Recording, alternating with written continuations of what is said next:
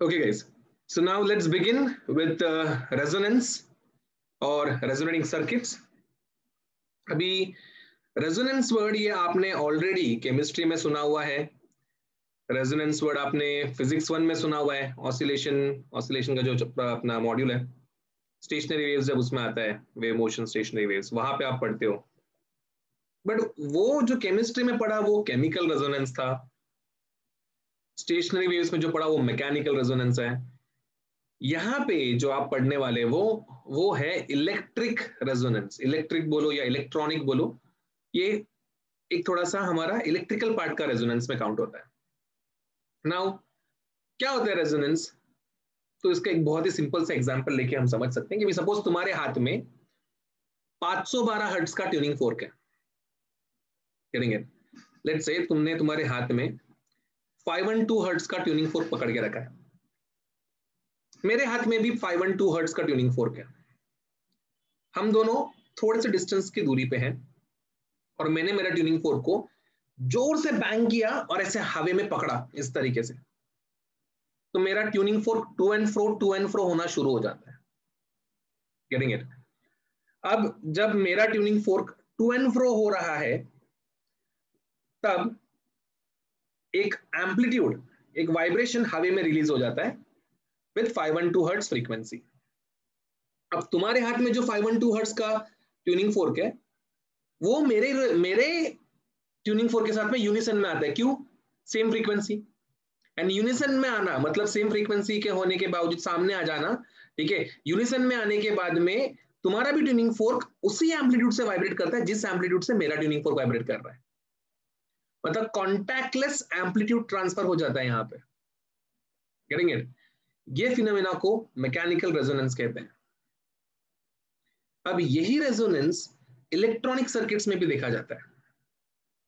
अब जैसे कि वर्ली में या मुंबई में किधर तो कोने में एक आरजे बैठ के बड़बड़ कर रहा है और वो जो भी बात कर रहे हैं उसको हमने एक रेडियो वेव में कन्वर्ट करके ऑल अक्रॉस मुंबई ब्रॉडकास्ट कर दिया. लेट्स से 98.3 मेगाहर्ट्ज फ्रीक्वेंसी पे मैंने ब्रॉडकास्ट कर दिया. अब तुम रेडियो लेके बैठे हो.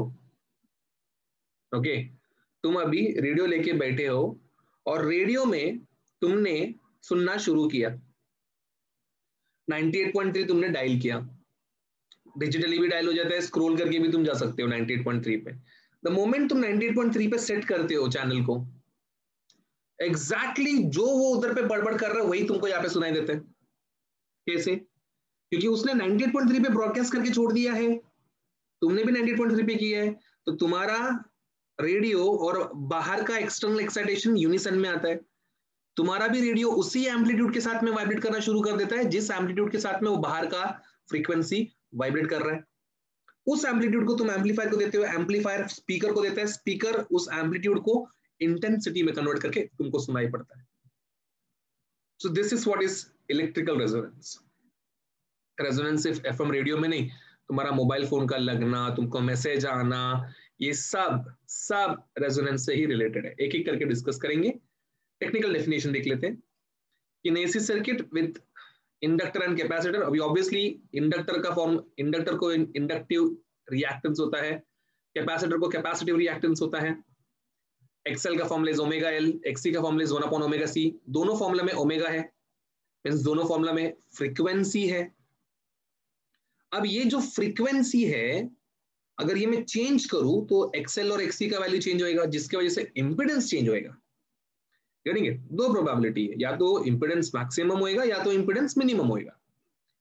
जब इंपीडेंस मैक्सिमम हो जाएगा करंट मिनिमम हो जाएगा, रिजेक्टर सर्किट जैसा बिहेव करेगा. जब इंपीडेंस मिनिमम हो जाएगा करंट मैक्सिमम हो जाएगा, एक्सेप्टर सर्किट जैसा बिहेव करेगा. तो इस चीज को हम लोग कंडीशन ऑफ रेजोनेंस या रेजोनेटिंग सर्किट्स कहते हैं. क्लियर? तो चलो इसका टेक्निकल डेफिनेशन लिखते हैं क्योंकि टेक्स्ट बुक में इतना कुछ खास दिया नहीं है. तो नोट करिए जरा, जो स्टार्टिंग में मैं बोल रहा हूँ वो लिखो, उसके बाद में मैं बताता हूँ कि ये लिखना कब है. Write down. whenever whenever an amplitude is projected in the form of external excitation, in the form of external excitation of a particular frequency,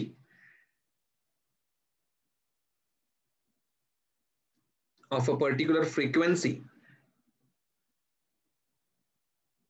and broadcasted into the surrounding, and broadcasted into the surrounding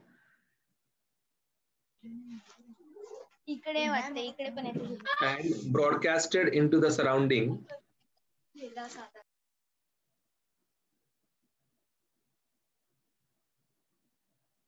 in the form of modulated wave, in the form of modulated wave,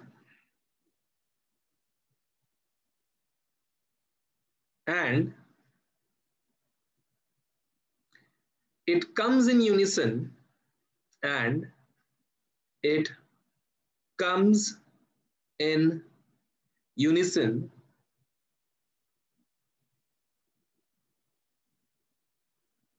with a device,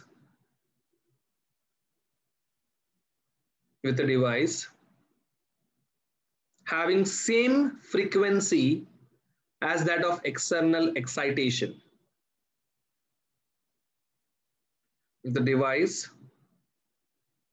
having same frequency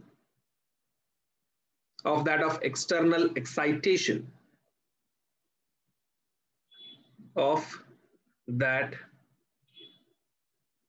of external excitation, and the device vibrates with the same amplitude,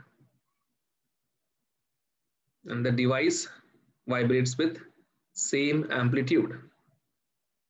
This phenomena is known as resonance. This phenomena is known as resonance. And guys उसके नीचे यहाँ पे जो screen पे लिखा हुआ है वो कॉपी कर लो. अभी ये जो रेजोनेंस है, रेजोनेंस, ये रेजोनेंस ऐसे कभी भी होएगा ऐसा नहीं रहता है. There is a particular condition जो ओबे होना चाहिए. अगर वो कंडीशन ओबे होता है तो आपको रेजोनेंस देखने मिलेगा, अदरवाइज रेजोनेंस आपको देखने भी नहीं मिलेगा, ऐसा भी हो सकता है. So what is this? What are those condition? Actually है मेन कंडीशन एक ही, लेकिन बोलते हैं ना वो थोड़ा सा घुमा फिरा के देखना पड़ता है. The very first condition is XL का value has to become equals to XC. Getting it? XL has to become equals to XC. जब कभी भी आपका इंडक्टिव रिएक्टेंस कैपेसिटिव रिएक्टेंस के साथ में मैच होएगा, उस टाइम पे आपको रेजोनेंस होता हुआ नजर आएगा. ओके, कैसे होता है, क्या होता है, क्या फॉर्मूला आता है, ये मैं बताऊंगा आपको आगे जाके, बट ये एक बहुत ही इंपॉर्टेंट कंडीशन है. Second, circuit should become purely resistive. ऑब्वियो, it's a very obvious thing कि Z का फॉर्मूला अगर under root of R square plus XL minus XC the whole square है, और अगर एक्सएल एक्सी सेम हो गया तो इनका डिफरेंस तो जीरो ही होने वाला है. तो under root of R square would be by default R only. Getting it? तो मैंने पहले बोला ना कोई डेरिवेटेड कंडीशन है. एंड अगर सर्किट रेजिस्टिव हो गया तो सर्किट में फेज डिफरेंस ही नहीं रहेगा, और अगर सर्किट में फेज डिफरेंस ही नहीं है तो फाई का वैल्यू जीरो हो जाएगा, और अगर फाई का वैल्यू जीरो हो गया तो power factor that is cos phi would become 1. Power factor would become unity. कैसे? cos 0 1 है, वो एक तरीका है cos 0 1. दूसरा cos phi का एक और फॉर्मूला है r by z.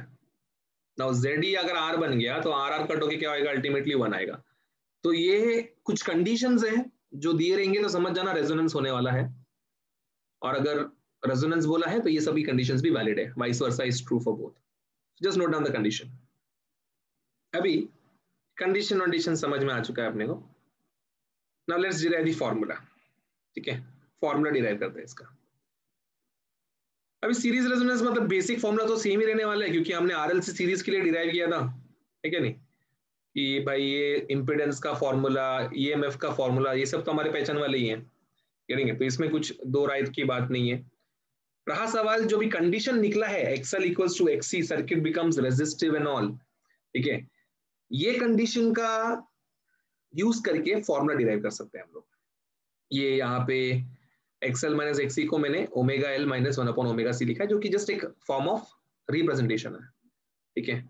तो अभी मुझे कंडीशन तो पता है कि भाई ये रेजोनेटिंग कंडीशन है, तो इस कंडीशन में इंपीडेंस मिनिमम हो जाता है, करंट मैक्सिमम हो जाता है, रेजिस्टेंस एकदम मतलब प्योरली सर्किट रेजिस्टिव हो जाता है, तो इसमें फॉर्मूला क्या निकलेगा, getting it, what would be the formula that would be derived from this particular condition, let's focus on that, ठीक है, उसके ऊपर फोकस करते हैं जरा यहाँ पे।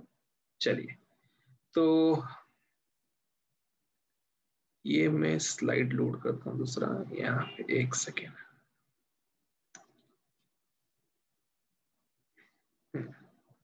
तो हमारा जो कंडीशन है, हमारा कंडीशन है कि XL becomes equals to XC, okay, XL का वैल्यू क्या हो जाता है, एक्सी बन जाता है। अभी एक्सएल मतलब क्या होता है, रे XL is omega L, what is XC, it is 1 upon omega C, ये ओमेगा ओमेगा ऊपर गया, एल नीचे आ गया, तो क्या हो जाएगा, omega square is equals to 1 upon L C, therefore omega क्या हो जाएगा, ओमेगा हो जाएगा 1 upon under root of L C, ये भी एक फॉर्मूला ही है रेजोनेटिंग फ्रीक्वेंसी का, बट ये एंगुलर फ्रीक्वेंसी के टर्म्स में। If you want in terms of normal frequency, what you can do is you can say omega is 2 pi into fr, तो ये 1 upon under root of L C हो जाएगा, therefore fr would be nothing but 1 upon 2 pi under root of L C हो जाएगा।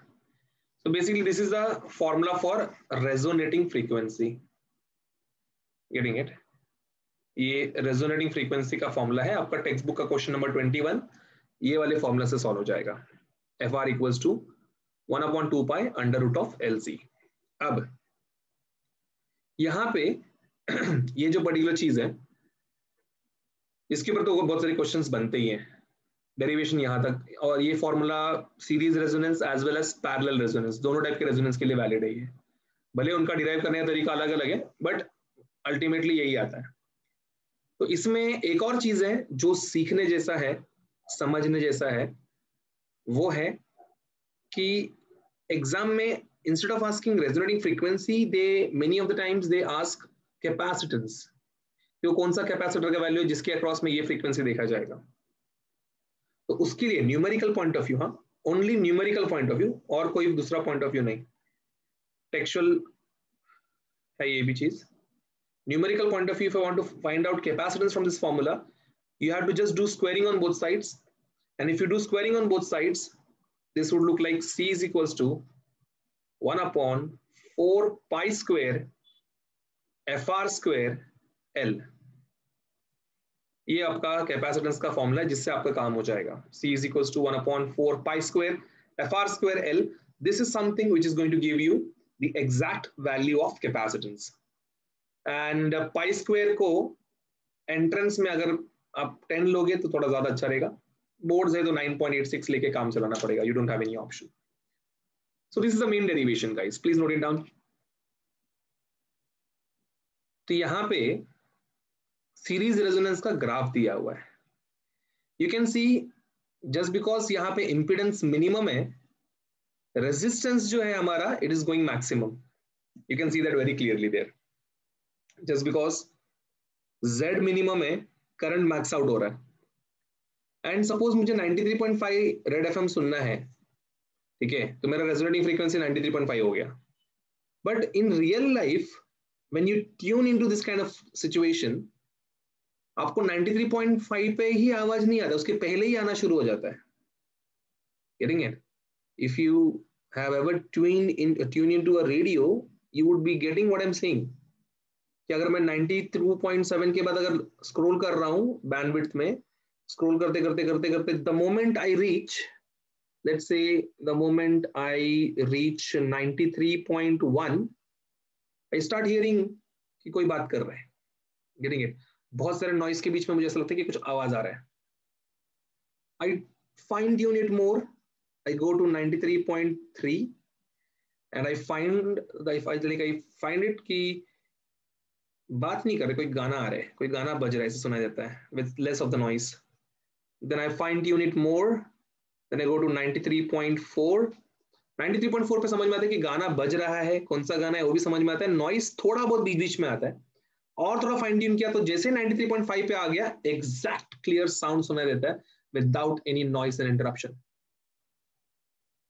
Then थोड़ा लालच में और बढ़ाते हैं हम लोग, तो 93.6 पे आते, तो 93.6 पे आके फिर वापस से 93.4 जैसा भी होता है, मतलब वो नॉइज आ जाता है फिर वापस से, गेटिंग इट, क्वालिटी उसका कम होने लगता है. फिर और मैं बढ़ाया 93.8 पे गया, और कम होता है, फिर ऐसे 93.9 पे गया, एकदम फिर आवाज ही गायब हो जाता है, सिर्फ नॉइज ही नॉइज रहता है, फिर इसके आगे तो कुछ सिर्फ नॉइज ही आता है, आवाज ही नहीं आता. तो यू सी कि रेजोनेंस 93.5 पे हो रहा है, बट उसका शुरुआत, रेजोनेंस का शुरुआत एक लोअर फ्रीक्वेंसी पे हो चुका था, दैट इज 93.1 93.1 एंड चलता गया 93.9 तक. तो ये जो रेंज है फ्रीक्वेंसी का, this is known as bandwidth.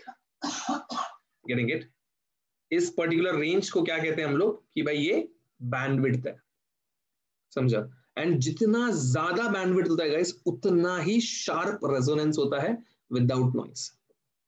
अभी आप देखेंगे, if I take two examples of mobile network providers, ठीक है, सपोज एयरटेल, एयरटेल का मेरे एक फोन में एयरटेल का सिर्फ 3 ही डंडी है, आउट ऑफ 5 एंटीनास मेरे को सिर्फ 3 ही एंटीना मिल रहा है, बट मैं जब बात कर रहा हूं तो बहुत क्लियर आवाज आ रहा है, बिना किसी कॉल ड्रॉप के मेरा कॉन्वर्सेशन पूरा हो जाता है. On the other hand, if I consider Vodafone, 5 antenna clearly visible है, गेटिंग इट, देन टू मेरे को आवाज कट होता है, कॉल ड्रॉप हो जाता है, कुछ समझ में नहीं आता है बीच बीच में क्या बोल रहा है. What is the reason behind it? Because Airtel is using a broad spectrum of bandwidth, बहुत ह्यूज स्पेक्ट्रम यूज करता है बैंडविड्थ का, हायर बैंडविड्थ यूज करता है, जिसकी वजह से रेजोनेंस बहुत शार्प होता है, नॉइज एलिमिनेट होता है, इसलिए एयरटेल महंगा हो जाता है, getting it. On the other hand, Vodafone is using low bandwidth, जिसकी वजह से नेटवर्क तो दिखता है हमको, बट वो बैंडविड्थ का इतना पावर नहीं होता, तो उसमें नॉइज बहुत आता है, गेटिंग इट, एटेन्यूएशन बहुत होता है, जिसकी वजह से वो उतना सही तरीके से फंक्शन नहीं करता. The same happens with your internet connection, getting it. आपका प्लान 10 Mbps, 20 Mbps, 30 Mbps का प्लान रहता है, 50 Mbps का प्लान रहता है. The more the bandwidth you, ये 50 Mbps मतलब क्या, MB पर second means what, frequency, bandwidth तुम खरीद रहे हो.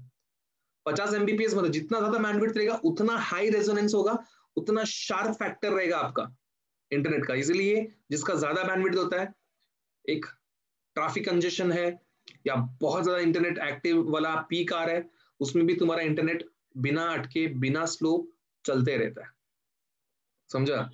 तो this is what I wanted to bring to your notice about the graph, and just because z is minimum we call it acceptor circuit. Please make a note of it, note कर लीजिए इस चीज को.